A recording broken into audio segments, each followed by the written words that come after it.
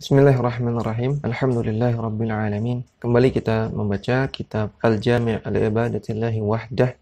Syekh Muhammad Tamim mengatakan wa dalilun nadhari, dan dalil nazar. Ya, tentang definisi nazar telah kita bahas pada pertemuan yang telah lalu. Qauluhu ta'ala, firman Allah Ta'ala, yufuna bin nadhri wa yakhafuna yawman kana syarruhu mustatira. Orang-orang yang beriman adalah orang-orang yang yufuna bin nadhri. Mereka menunaikan nazar mereka dan mereka takut kepada suatu hari yang di mana hari tersebut keburukan-keburukan mereka akan ditampakkan. Surah Al-Insan ayat ke-7. Syekh Shalih Al-Fauzan menjelaskan, fadalla ala anna an-nadhara ibadatun yajibu ikhlasuha lillahi. Ayat ini menunjukkan bahwasanya nazar adalah ibadah, maka wajib untuk ikhlas kepada Allah dalam masalah nazar. Faman nadhara li ghairillahi kal mauta wal quburi wal adrihati fahuwa musyrikun. Maka barang siapa yang bernazar kepada selain Allah, seperti bernazar kepada orang mati, bernazar kepada kuburan, bernazar kepada pemakaman, maka dia adalah orang yang musyrik. Wa hadza yaqa'u katsiran min alladhina yanzuruna lil quburi. Maka perbuatan seperti ini banyak sekali terjadi, yaitu orang-orang yang bernazar kepada kuburan, wa yanzuruna lil amwati, dan bernazar kepada orang yang sudah mati. Yataqarrabuna ilaihim bidzalika. Mereka mendekatkan diri kepada hal-hal tersebut, kepada kuburan, kepada orang mati, bidzalika dengan nazar. Wa hadza nadharu ma'siyatin wa nadharu syirkin. Maka nazar seperti ini adalah nazar maksiat dan nazar kesyirikan. La yajuzu al-wafa'u bihi. Maka tidak boleh menunaikannya. Ya, nazar berupa maksiat dan nazar berupa syirikan ketika sudah diucapkan tidak boleh dinazarkan, tidak boleh ditetapkan, ya, tidak boleh ditunaikan. Karena Rasulullah SAW bersabda, an-nadharu nadhrani. Nazar ada dua. Fama kana lillahi fakaffaratuhu al-wafa'u. Barang siapa yang nazarnya ikhlas karena Allah, maka kafarahnya adalah dengan menunaikannya. Wa ma kana lisyaitani fala wafa'a fihi wa alaihi kafaratu yaminin. Adapun kalau nazarnya kepada syaitan, seperti nazar berupa kesyirikan atau nazar berupa maksiat, maka tidak boleh ditunaikan dan dia wajib untuk membayar kafarah yamin.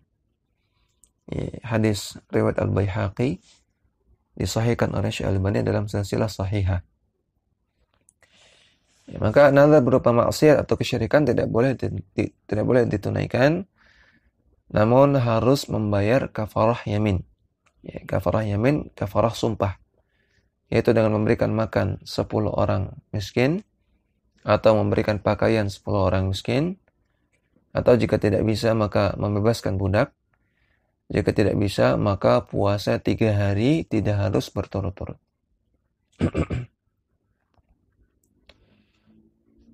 Amma man nadhara lillahi fa innahu yajibu alaihi al-wafa'u li'annahu ibadatun.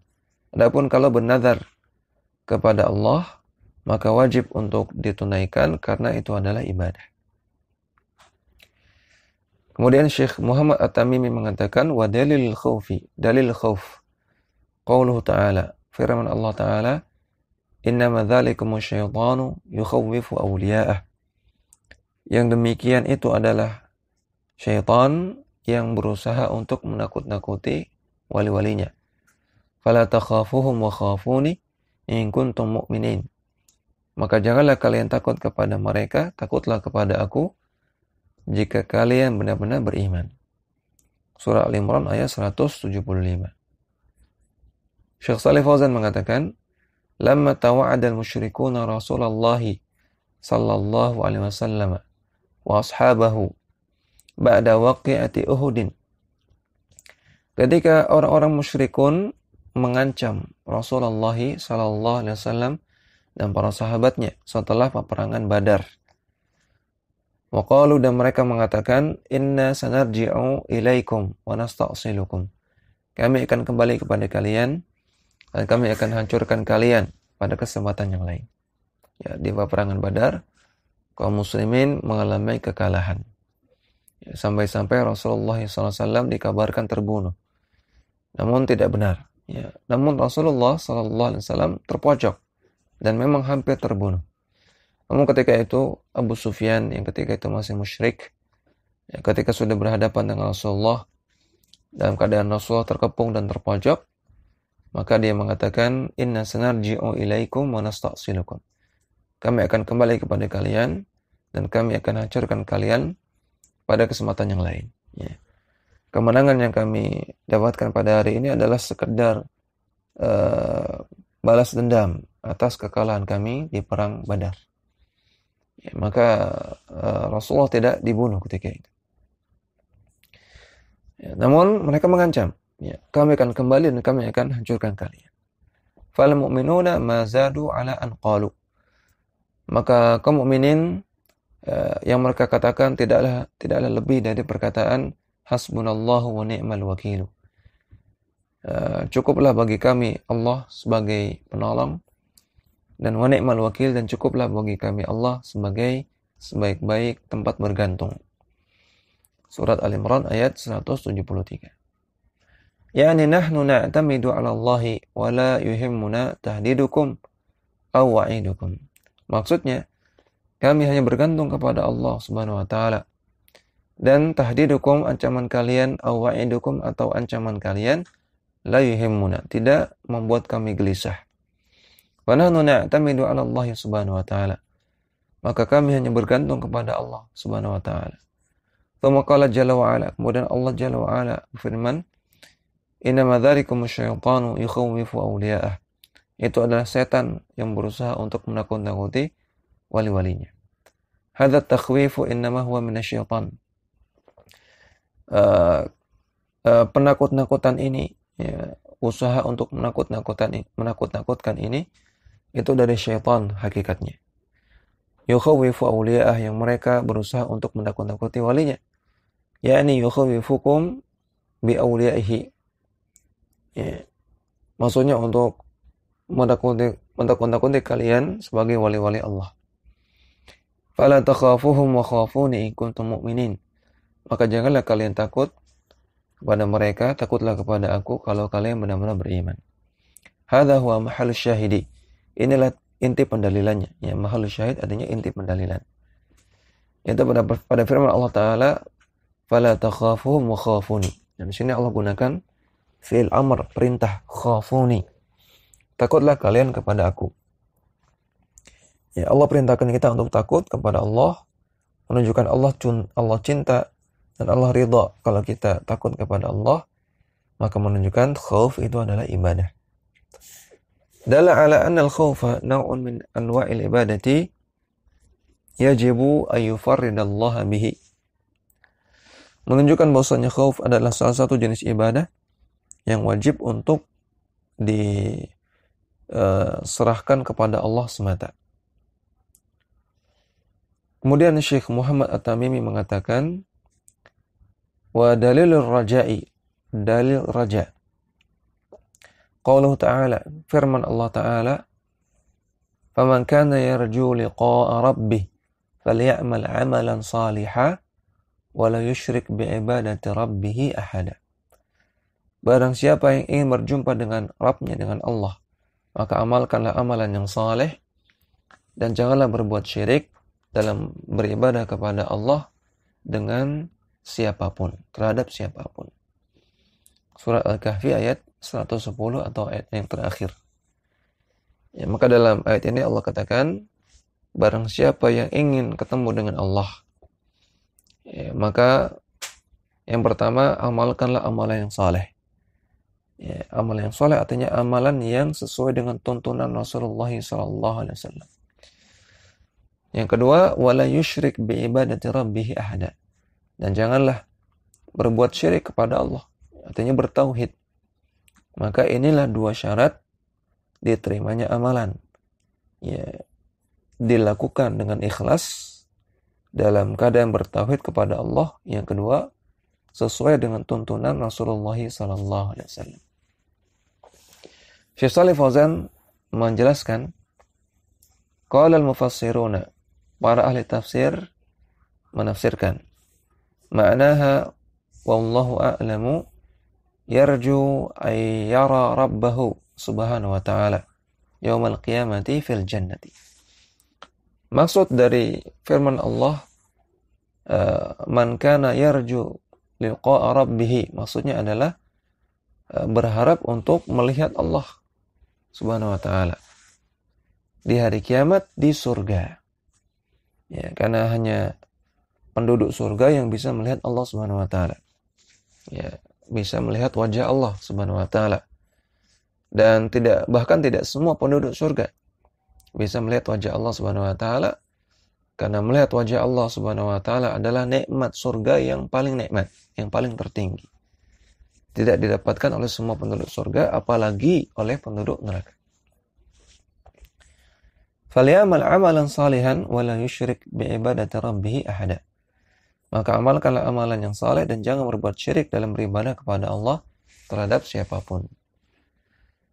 Faja'ala ar-raja'a min al-ibadati wa amara an la yusyrika bihi ma'ahu ghairahu. Maka dalam ayat ini Allah Ta'ala menjadikan raja sebagai bentuk ibadah, dan Allah perintahkan untuk tidak berbuat syirik bersamaan dengan raja kepada Allah, tidak menyerahkan raja kepada selain Allah. Kemudian Syekh Muhammad At-Tamimi mengatakan, wa dalilu tawakkuli, dalil tawakkul. Qauluhu ta'ala, firman Allah Ta'ala, wa 'alallahi fatawakkalu in kuntum mu'minin. Dan hanya kepada Allah lah hendaknya kalian bertawakal kalau kalian benar-benar orang-orang yang beriman. Surat Al-Maidah ayat 23. Syekh Shalih Fauzan mengatakan, at-tawakkulu min a'zami anwa'il ibadati. Tawakal adalah jenis ibadah yang paling agung. Qala ta'ala, Allah Ta'ala berfirman, fa'buduhu wa tawakkal alaih. Sembahlah Allah semata dan bertawakallah kepada Allah semata. Surat Hud ayat 123. Wa 'alallahi fatawakkalu in kuntum mu'minin. Dan hanya kepada Allah lah hendaknya kalian bertawakal kalau kalian benar-benar beriman. Surah Al-Maidah ayat 23. Wa man tawakkala 'alallahi kafahu. Barang siapa yang bertawakal kepada Allah, pasti Allah akan mencukupinya. Allah Ta'ala katakan, wa man yatawakkal 'alallahi fahuwa hasbuh. Barang siapa yang bertawakal kepada Allah, maka pasti Allah akan mencukupinya. Surah At-Talaq ayat ketiga. Ya'ni kafihi. Maksudnya pasti Allah akan mencukupinya. Wa man yatawakkal 'ala makhluqin fa innallaha yakiluhu ila dzalika al-makhluqid dha'ifi. Barang siapa yang bertawakal kepada makhluk, maka Allah akan bebani orang tersebut kepada makhluk yang dia tawakali, yang makhluk tersebut dhaif, makhluk tersebut lemah. Ya, kalau ada orang bertawakal kepada suatu makhluk bukan kepada Allah, maka justru Allah akan buat orang ini terbebani oleh makhluk yang lemah ini. Ya, namun orang yang bertawakalnya kepada Allah semata, pasti Allah akan cukupi. Ya, Allah akan penuhi kebutuhan-kebutuhannya. Ya, Al-Imam Ibn Rajab Al-Hambali mengatakan bahwasanya tawakal kepada Allah adalah kunci dari terpenuhinya hajat-hajat. Ya, maka jika ada orang yang berharap untuk dipenuhi hajat-hajatnya, berharap kepada Allah, namun belum kunjung terpenuhi hajat-hajatnya, maka bisa jadi karena kurangnya tawakal dia kepada Allah. Karena kurangnya rasa bergantung hatinya kepada Allah semata. Kurang rasa iftiqar, rasa sangat-sangat butuhnya kepada Allah Subhanahu wa taala. Ya, karena kurang rasa tawakalnya kepada Allah, maka belum Allah penuhi hajat-hajatnya. Namun orang yang bertawakal kepada Allah semata dengan tawakal yang sebenar-benarnya, tanpa menafikan sebab, tanpa meninggalkan sebab, tetap mengambil sebab, tetap berusaha, namun hatinya bergantung hanya kepada Allah, maka pasti fahuwa hasbuh, Allah akan mencukupinya. Wa fi hadhihi allati saqaha al-musannifu ja'ala Allahu at-tawakkula syartan fi sihhatil imani. Maka dalam ayat yang dipaparkan oleh penulis di atas, Allah Ta'ala menjadikan tawakal sebagai syarat dari benarnya keimanan. Allah katakan, in kuntum mu'minin, kalau kalian benar-benar beriman. Faman lam yatawakkal 'ala Allahi falaysa bimu'minin. Maka barang siapa yang tidak bertawakal kepada Allah, tawakalnya kepada makhluk, maka falaysa bimu'minin, maka dia tidak dikatakan sebagai orang yang beriman. Kemudian Syekh Muhammad At-Tamimi mengatakan, wa dalilul inabati, dan dalil inabah, qauluhu ta'ala, firman Allah Ta'ala, wa anibu ila rabbikum wa aslimu lahu, dan berinabahlah kalian kepada Rabb kalian, dan berserah dirilah kalian kepada Rabb kalian. Min qabli ayyatiyakumul adzabu, sebelum datang azab kepada kalian, thumma la tunsarun, kemudian kalian tidak ditolong oleh Allah Subhanahu wa taala. Surat Az-Zumar ayat 54. Syekh Shalih Fauzan mengatakan, al-inabatu ar-ruju'u. Inabah artinya kembali kepada Allah. Wa anibu yakni irji'u ilaihi. Anibu artinya kembalilah kepada Allah bitta'ati, dengan melakukan ketaatan, wa tarkil ma'siyati, dan meninggalkan maksiat. Fal inabatu naw'un min anwa'il ibadati.